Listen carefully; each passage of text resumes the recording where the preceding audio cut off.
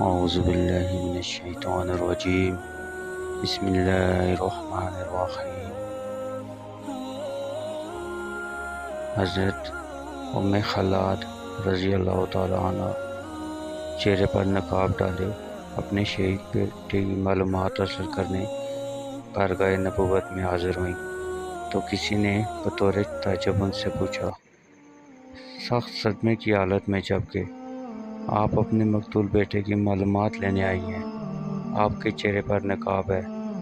وہ فرمانے لگیں، مجھ سے میرا بیٹا چلا گیا لیکن حیا تو نہیں گئی۔